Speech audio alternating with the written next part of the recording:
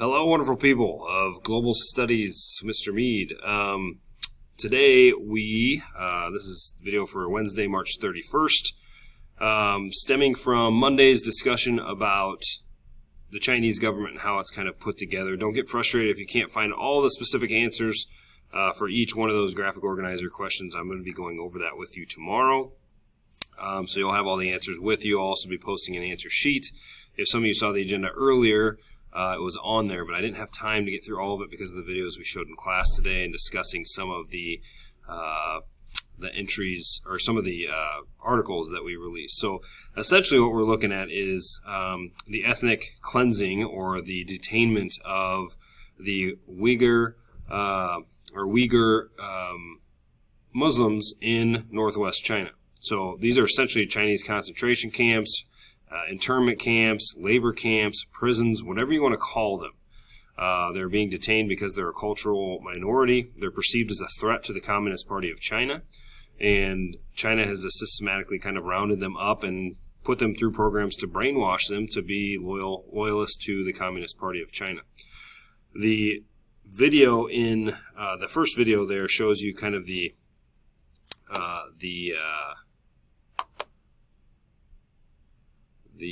finding of that, and then this video here, which I started playing for my classes, is kind of why we didn't get through the whole day, is another one which I'll post right now on our agenda because I just realized it was not there for all of us to see.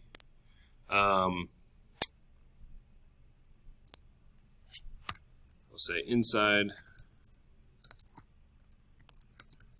So we watched a majority of both of these videos. You can kind of skip around and get the gist or the idea of it. But both of these really entail not only the discovery of these camps clear back in 2013, but what it's like there. The second video there is really telling. It's a BBC little mini documentary about what people are in there for. And it's funny because it's really just about what China wants you to see. Right? They're not letting foreign journalists in because they want to show you exactly what they do with these people in these camps. They're showing you because it satisfies people's urge to know what's happening, but the whole world knows that that's not the full story. They give very limited access to foreign journalists to walk around these facilities, and the only ones they show are where people are happy. They have pretty scripted answers. Once you watch it, you'll know exactly what I'm talking about. And there's been a lot of companies lately from the West, including Nike, H&M, that have started to boycott this region's cotton production because they believe it's being made by these very people who are being detained in these camps. In fact, there are over 500 satellite identified camps, or at least ones that people think are housing these ethnic minority Muslims in northwest China. Okay, this is also the part of the country where a lot of the cotton is grown, and these companies are systematically pushing back. So in this BBC News article, this is one that was linked inside of it. But the Xinjiang cotton industry is really being run by these Uyghur Muslim minorities in these labor camps. All right, so several major brands have expressed concern over allegations that members of mostly Muslim Uyghur minority group are being used as forced labor to pick cotton for their companies. So several Western companies have went ahead and put sanctions on China, saying we don't want any of your cotton to be made within our product. So China initially targeted H&M and Nike, but has widened it to include Burberry, Adidas, and Converse, and we'll see why in just a second. While H&M's physical stores in China remain, it's no longer possible to hail a taxi to go to one of these shops or shop online in China for H&M products or Nike products. Okay, so China has censored your ability to even shop through these places. And China is accused of committing serious human rights violations against these groups. Obviously, Beijing denies it. But in just 24 hours, H&M has all but been erased from China's digital world. You can't buy its tops, dresses in the biggest online retail platforms, and you can't get any transportation to their physical stores. And some stores have actually physically been shut down. So the China, says, but in a sphere where China's ruling Communist Party can coordinate most quickly, H&M has all but disappeared.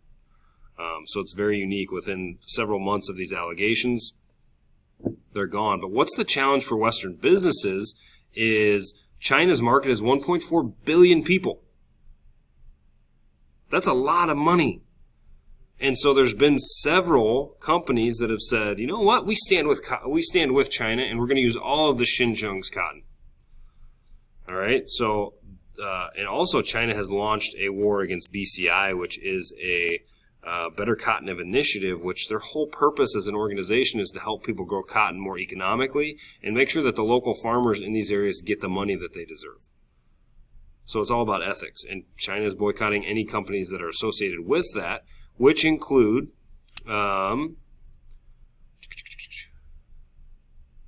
let's see, I thought I had a list of those here. Hold on. I know they're somewhere. I just lost it, though.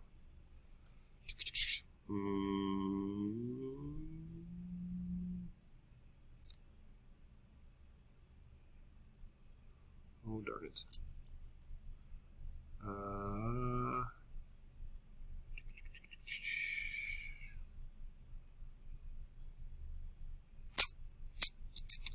Must have been up at the top. So Burberry, Adidas, Converse, among others. And then down here it shows that ASICS has even pledged to go as far as saying we support Beijing and China in their decision, but we're going to make our products exclusively with Xinjiang cotton. So you have major brands across the world that are making the decision, hey, we're going to stay in China, we're going to keep our products pumping into there, and maybe with all these other companies out, we can create a wedge and make ourselves even more money. So one thing we're going to investigate this week is are our companies that we're wearing ethical, and do we care?